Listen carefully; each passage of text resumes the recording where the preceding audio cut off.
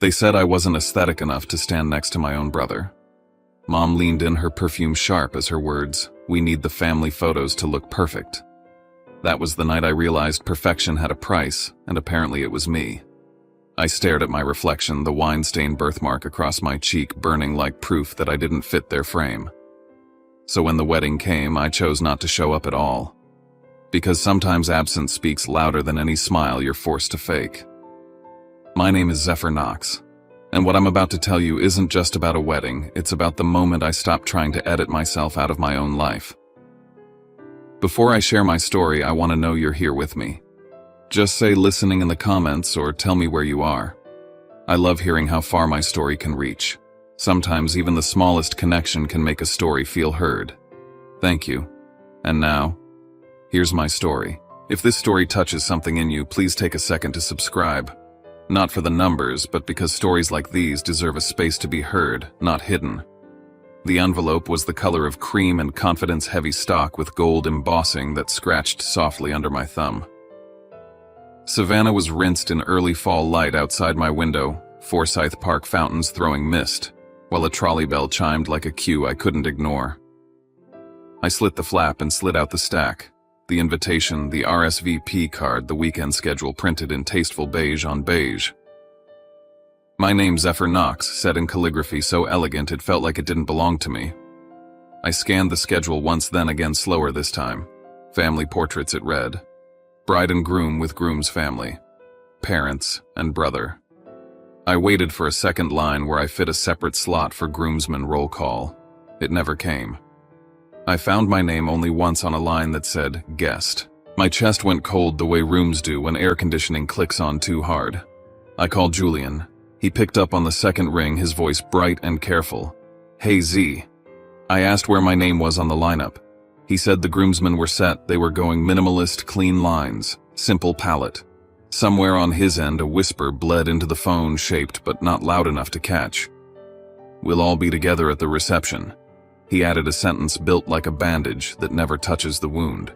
I drove to my parents' stone house off one of the old squares the kind tourists photograph because history looks better in beige. The hallway smelled like lemon oil and cinnamon. Every wall was a museum of us, but curated angles tilted to favor the right side of my face frames where my shoulders skimmed the edge of the mat as if that were a coincidence. Mom met me in the kitchen, pearls and a silk blouse the exact color of the invitation. She leaned in, voice a hush, dressed up as kindness. We need the family photos to look perfect, sweetheart. You understand? Dad folded the paper down just enough to see me over it. Don't make this hard on your brother. It's his moment. I stared at my reflection in the glass cabinet door, my wine-stained birthmark pooling along my left cheek like a map the room kept pretending not to read. Memory rose uninvited, picture day directives to turn slightly, just like that Chinmore right perfect hold. The calligraphy on the invitation blurred and sharpened. The schedule on the back might as well have been a guest list to a world I could enter only if I agreed to stand just out of frame. I put the cards back in their envelope, the paper resisting as if it knew I didn't. If my being there has to be edited to count, I said to nobody and to everything, then my absence will have to do the talking. I drove out under the live oaks, their limbs tangled with Spanish moss like sentences left unfinished.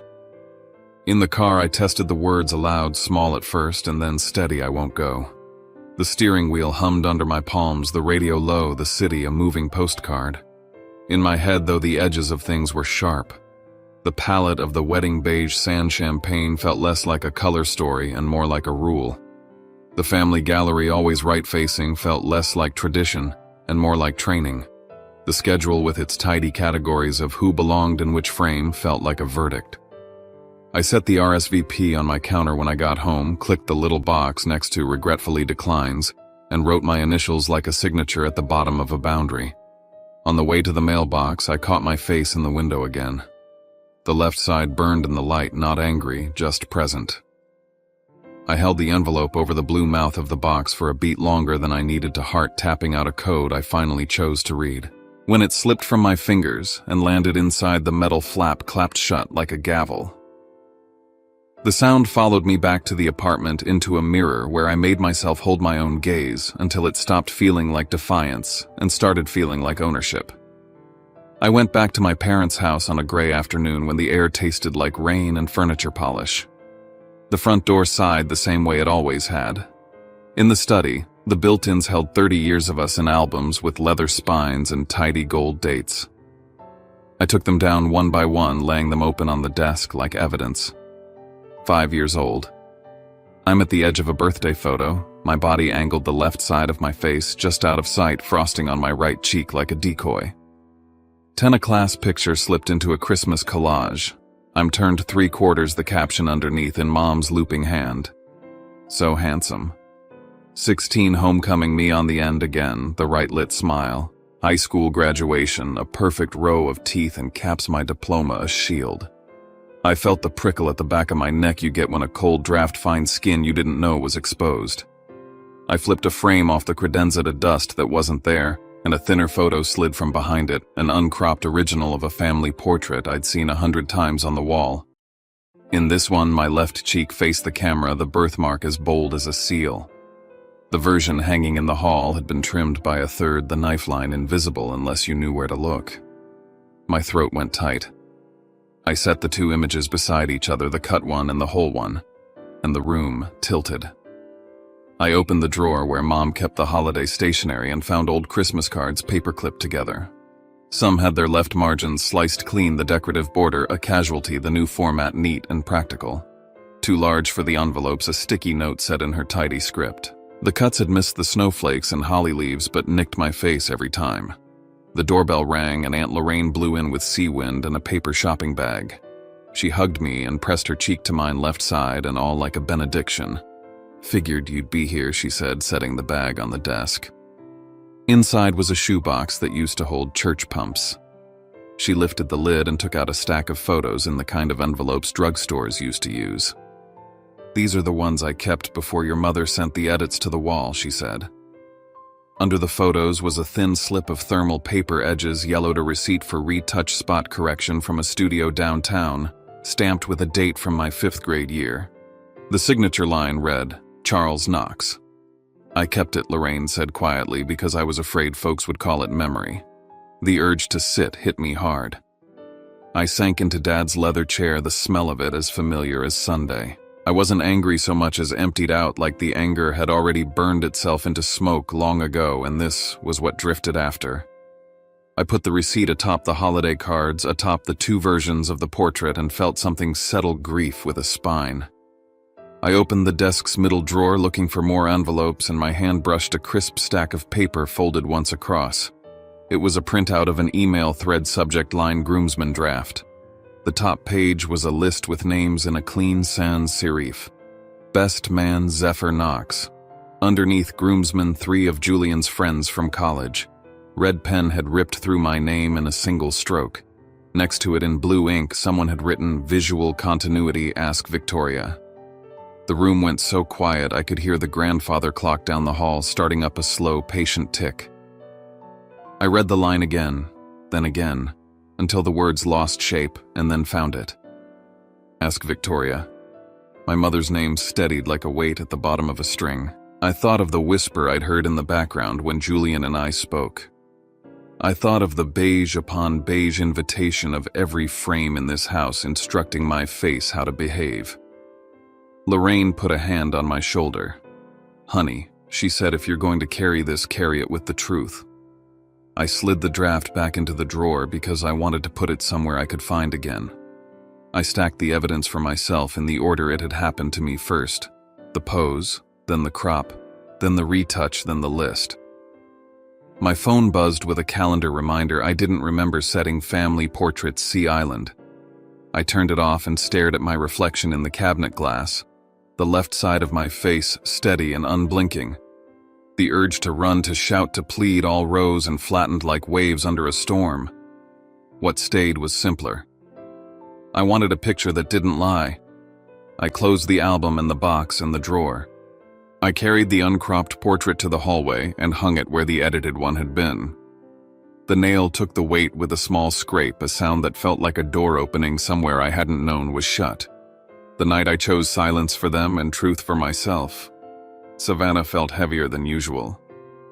The streetlights outside my apartment stretched long and golden across the brick, and the faint echo of a church choir floated from somewhere blocks away.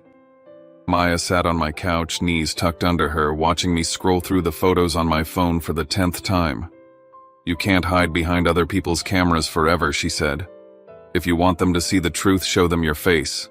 No filters, no shadows, no apology." Her calm was a kind of dare. I stood by the window, the sash open to the cool air, and looked at the reflection of my own left cheek in the glass. The wine-colored birthmark glowed faintly in the streetlight. My heartbeat matched the rhythm of the choir's distant harmony. Maya adjusted a lamp, tilted her head, and said, "Right here. This light is honest." I took a breath, propped my phone against a stack of books, and hit record. My voice came out steadier than I expected. I was told I wasn't aesthetic enough to stand beside my brother. They needed the pictures perfect. So I decided not to be in them at all. I looked into the lens until the discomfort passed, until what was left was only truth. Then I took a photo, no concealer, no strategic angle, no smoothing filter. Just me. The caption took longer to write than the photo took to shoot. Every sentence sounded too angry or too sad until one finally landed clean. I didn't need to be in the picture. I just thought I was part of the family. I hit post before I could think about it too long. At first, the screen stayed still. Then a few hearts, then dozens, then hundreds. By the time Maya poured us wine, the comment section was a flood, people writing about being cropped from yearbooks, about scars and burns and birthmarks they'd hidden for years. Some thanked me. Some just wrote same. When I woke up the next morning, my phone was a siren. A local reporter wanted to talk. A regional paper used the photo in a column about body image. Then national sites picked it up. Someone had turned my caption into a quote graphic. I just thought I was part of the family, and it was everywhere. Maya texted, "You started something." Mom called at noon, her voice shaking with contained fury. "Do you have any idea what you've done? People are calling me. Your father's colleagues are seeing this. You made us a spectacle." She lowered her voice to a whisper even over the phone. "You've embarrassed this family." Then she hung up before I could answer. Dad's message came half an hour later. "The River House title is still in my name. Don't forget who paid for your life when you decide to destroy ours." Julian wrote softer but no less sharp. "Please stop. This is out of control. It's my wedding, not your crusade." I put the phone down. The apartment hummed around me, the noise of traffic below and the soft mechanical sigh of the refrigerator. For a few seconds I thought maybe I really had made it all about me. Then the email arrived. It came from the wedding photographer's address, copied to a thread I wasn't supposed to see. Someone had forwarded it by mistake. The chain stretched back weeks between the photographer, my mother, and a woman named E. Whitaker. I opened it, pulse steady. One message said, "We can minimize the pigmentation area by blending or adjusting composition, or better yet remove from lineup to preserve soft uniform tones." Below it, a final note in the photographer's reply, "Victoria will decide." I stared until the letters blurred. My mother's name written like a verdict. I thought of her whisper in the kitchen. "We need the photos perfect," and felt every syllable line up with this email like a confession. Outside, the street buzzed with the sound of people heading home from dinner, unaware that somewhere above them a man was reading proof that his own mother had erased him for symmetry. I could have posted it. I could have scorched the air with screenshots. Instead, I printed the email, folded it once, and set it beside the photo Maya took of me. Two kinds of truth, both undeniable. By nightfall, my post had reached 1 million views. My inbox filled with invitations from talk shows, podcasts, advocacy groups. One message was from an organization called Visible Not Flawed. "We'd love for you to share your story as part of our campaign," they wrote. I closed my laptop and turned off the lights. Through the window, the city shimmered faintly. The world now knew my name, my face, and the thing I'd tried to hide my whole life. And for the first time, that felt less like exposure and more like belonging. Still, one question kept circling my mind as I lay in bed. Was I speaking for everyone who'd ever been cut out, or was I just cutting myself further away from the only family I had left? By the next week, the story had stopped being mine. It belonged to headlines, to strangers who retold it like a parable. The man who skipped his brother's wedding because he wasn't aesthetic enough. The phrase followed me everywhere. When the local station called to invite me on their morning show, I hesitated for a full day before saying yes. If people were going to keep telling it, I wanted to tell it right. The studio was colder than I expected. The host, a woman with perfect hair and kind eyes, squeezed my hand before the cameras rolled. "Speak from your heart," she whispered. When the red light blinked on, I said what I'd practiced in the mirror.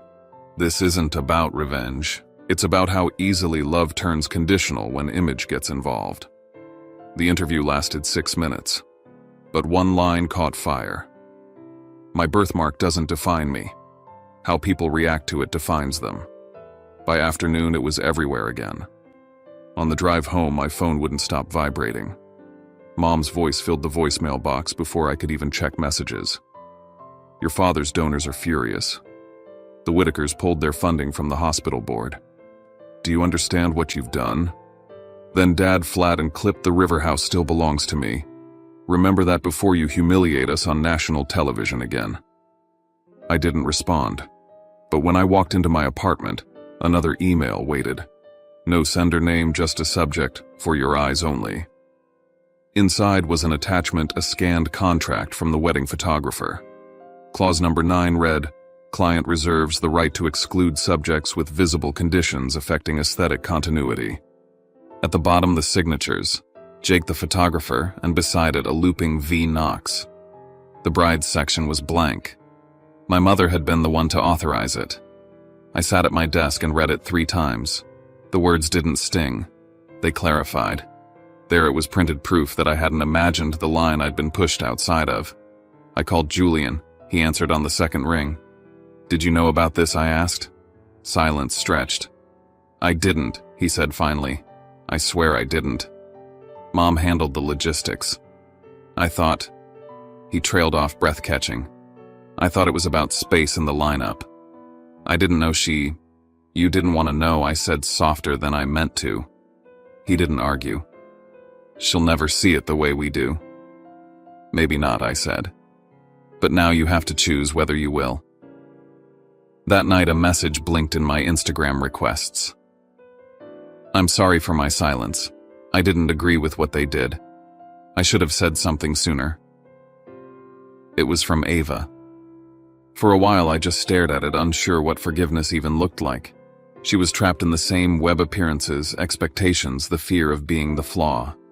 Outside, Savannah's street lamps hummed. I opened my laptop and started typing, first as a draft, then as something more deliberate. The perfect family myth. I wrote at the top of a blank document. The words felt right. I described what it's like to grow up believing the camera is a mirror and discovering it's really a gatekeeper.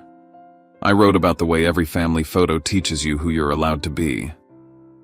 By dawn, the first post was ready but unpublished. I saved it knowing I'd need to breathe before sharing it with the world again. The glow from my screen cast half my face in light, half in shadow, and for once I didn't adjust. When the phone rang again that morning, I let it. Mom could call Dad, could threaten the papers, could spin the story however they liked. Somewhere out there, other people were already filling their own frames with truth. And maybe that was enough for now. The city was waking up, a pale sun filtering through the moss-hung trees. I stepped onto the balcony, the chill air biting the same cheek that had started it all. I wasn't hiding. Not anymore. The question now wasn't who had cut me out. It was what I was going to build in the space they left behind. The morning of the wedding arrived quietly, gray light leaking through my blinds like an afterthought. My phone pulsed with messages before I even sat up, texts from cousins, old family friends, people who never called unless they wanted something. "You on your way? Everything okay? Traffic bad?" The thread scrolled endlessly, each note a polite disguise for curiosity. I left everyone unread. Outside, Savannah's sky hung low and soft, the kind that promised rain without ever delivering it. I walked to the riverfront and let the humidity cling to my skin.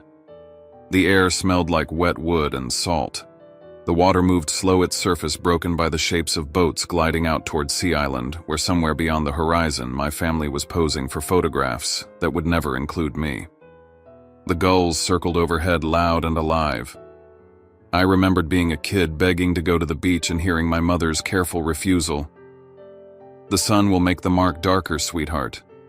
You don't want that in pictures, do you?" I had said no then. I said nothing now. By noon, the first photos from the wedding began to appear online. Perfect lighting, beige suits, sand-colored dresses, every frame so curated it almost hummed. The comments beneath them piled up fast. "Where's the brother? Didn't he have an older one?" Someone tagged me and I muted the notification before it could finish vibrating. Maya showed up around 3, dripping from the drizzle that had finally started. She brought a bottle of Pinot and a speaker. "You're allowed to be okay," she said, setting both on my coffee table. "You don't have to win or lose. You can just not be there." I poured us each a glass. "They probably think I'm hiding," I said. She smiled faintly. "You're not hiding. You're refusing to shrink." By early evening, my photo, the one she'd taken weeks before, was everywhere again. The group, Visible Not Flawed, reposted it with new hashtags: Joss Face Unedited, Joss Show Your Color. People from across the country added their own pictures. I scrolled through hundreds of faces, each one different and unapologetic, and felt a warmth rise that had nothing to do with the wine. Then the video from the ceremony hit social media, a wide drone shot of the bridal party lined up in symmetry, pale colors blending into each other like a painting. Someone in the comments wrote, "It looks perfect, but also kind of empty." The thread exploded, reporters tagging the foundation, the campaign, even my name. A journalist from People emailed asking for an exclusive on the man who wasn't aesthetic enough for his brother's wedding. I declined. 2 hours later, the headline still ran, sourced from close family acquaintances. Ava messaged that night. "They asked why you didn't come. I told them you had your reasons. I think I finally chose the right side, even if it's late." Her words glowed faintly on the screen, soft and unfinished. I didn't reply, just stared until they blurred into the background.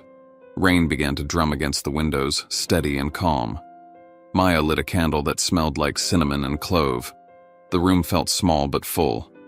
She asked if you could take one photo that really showed who you are. What would it look like? I thought for a long time before answering.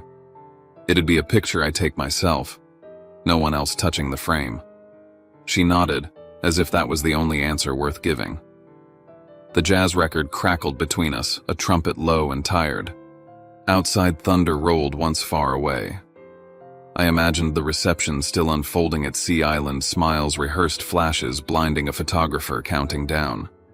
Somewhere in that orchestrated perfection, my absence had left a shape no one knew how to crop. The next morning, the hashtags were trending. Face Unedited had climbed into the top 10. News anchors were discussing it using my name like punctuation.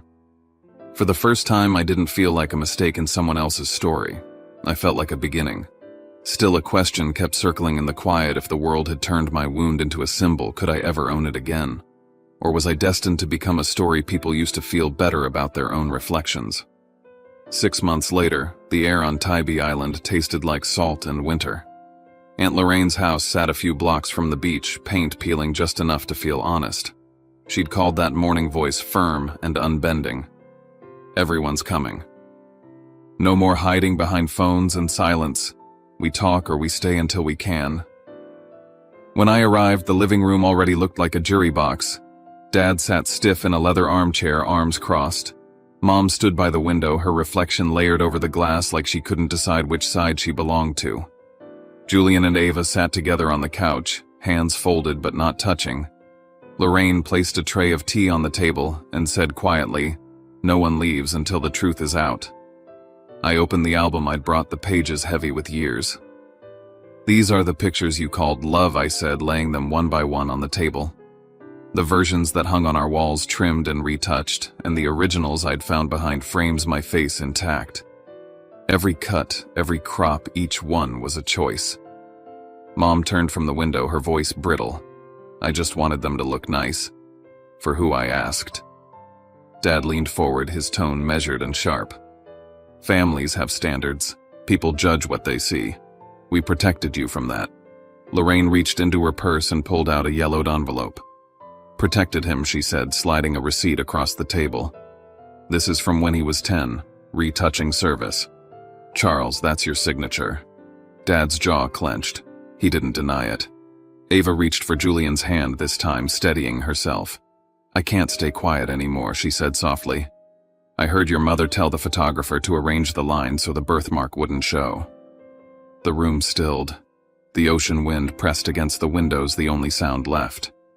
Mom's eyes filled, but her voice stayed small. I was trying to protect him. People can be cruel.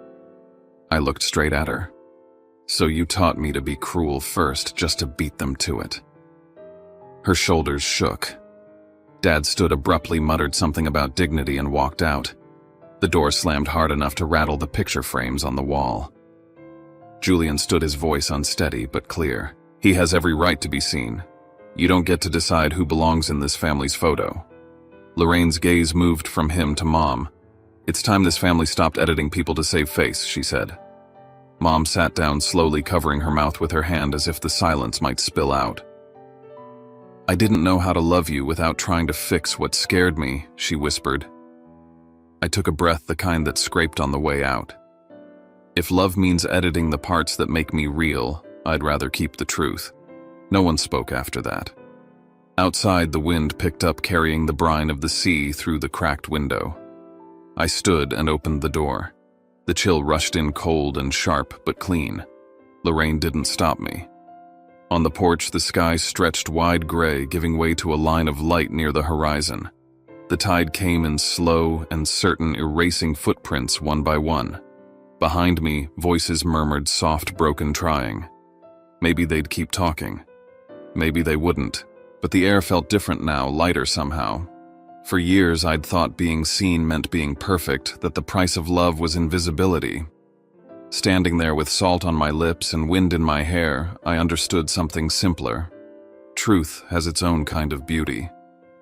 You don't need anyone's permission to stand in the frame. The waves hissed against the shore like a closing sentence. I walked down to the edge of the water, my reflection rippling across the wet sand, half light, half shadow hole. A year after the storm in Tybee Island, I was living in Atlanta in a brick apartment above a coffee shop that smelled like roasted beans and rain.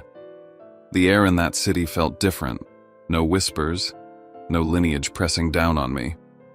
It was the kind of place where you could start over without needing anyone's permission. The blog I'd started, The Perfect Family Myth, had outgrown my laptop. What began as a few posts written in the quiet hours turned into thousands of letters from strangers. They sent stories of school portraits cropped to hide scars of wedding photographers who'd suggested retouching birthmarks of parents who told their children not to smile too wide because imperfections show. Every message was a mirror, and reading them, I felt the weight of something larger than anger. I was part of a choir now, one I hadn't known existed. When Darren, a photographer I'd met through the campaign, suggested turning the stories into an exhibit, I hesitated. What if people see it as pity? I asked. He smiled. Then we'll teach them to see it as power. 6 months later, the gallery at the Foundry was full of faces. 50 portraits of people who had decided to stop hiding. Some had freckles that connected like constellations, others Burns vitiligo scars that caught the light like threads of silver. We called it Face Unedited. On opening night, the crowd spilled out onto the sidewalk. Cameras flashed, reporters murmured. When it was time to speak, my hands didn't shake. We were told family photos have to look perfect, I said into the mic, the same words that once exiled me. But nothing is more perfect than the truth. For a moment, silence hung thick. Then came the applause, not polite but real, like thunder that meant rain. Afterward, I walked through the exhibit, nodding to strangers who smiled as if we'd known each other in another life. Near the end of the hall, two familiar faces stopped me cold. Julian and Ava stood side by side, fingers laced together. He looked older, softer somehow. We didn't speak at first. Then Julian stepped forward. "I want a photo," he said quietly. This time, no one edits it. We stood against the plain white wall. Darren raised the camera. The flash went off bright and clean. For the first time in years, both of us were centered, unposed, equal. It wasn't about forgiveness. It was about finally being seen. A week later, a letter arrived in my mailbox, hand-addressed in my father's unmistakable script. The note inside was brief. "I never understood why you fought so hard. Now I see. You weren't against the family, you were fighting for its dignity. Dad." I read it twice, the ink blurring where my thumb brushed a word. The anger that had once lived in my chest like a tenant simply moved out. That night, my phone buzzed again. Mom's name lit up. For a moment, I almost didn't answer. Her voice, when it came, was trembling. "I've been reading about visible differences. I didn't know how much I didn't know." There was a pause, fragile as glass. "I can't undo what I did, but I want to try." "Start," I said, "by taking a family photo. This time, don't change a thing." The gallery was quiet the final night of the exhibit. I walked through it alone. Lights dimmed, the smell of dust and varnish lingering. At the center hung my own portrait, no retouching, no filter. The wine-stained birthmark burned crimson under the spotlights like a continent on a map. I stood there a long time, realizing I had taken back more than a camera. I'd reclaimed the story that once defined me without my consent. By the time I locked the door behind me, the word "perfect" had stopped feeling like a judgment. It felt like a horizon, something you move toward, not something you have to be. 2 years after the invitation that changed everything, I stood at the front of a small community hall in Charleston, facing 20 strangers who'd come to the first Face Forward workshop. Their chairs were mismatched, their eyes bright and nervous. Behind me on a screen was my own portrait, the same one from the gallery.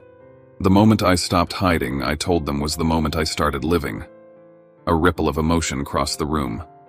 Someone wiped their eyes. When the applause came, it wasn't loud, but it felt like air filling a lung that had been empty too long. I looked out and thought, this is what belonging sounds like. Afterward, as I packed up cables and notebooks, my phone buzzed. It was a message from Sophia Green, an old college friend. "Getting married in Charleston next month. I want you as my groomsman." Beneath it, she'd written, "Be exactly who you are. The light will do the rest." At the ceremony, the photographer raised his camera and said, almost laughing, "No need to adjust anything. The light's perfect as it is." The shutter clicked. When the photo developed, my reflection caught the sunlight in a way that made the birthmark gleam like something deliberate. I didn't flinch. When I returned home to Savannah a week later, a text from Mom waited. "We're taking new family photos for Christmas. Will you come?" I stared at the message for a long time. Then I typed, "Yes." The house looked smaller than I remembered, softer too. Afternoon light spilled through the windows, dust dancing in the air. On the wall above the mantel hung a new frame, the old family portrait restored to its full size. My cropped face finally whole again. Mom stood nearby holding a camera, her hands unsteady but sure. This time she said, voice thin but steady, "No edits. You pick where to stand." I stepped to the center next to Julian. The light came in through the curtains, laying a stripe of warmth across my cheek. The click of the shutter was soft, but it echoed like an ending and a beginning all at once. That evening, she sent me the printed photo.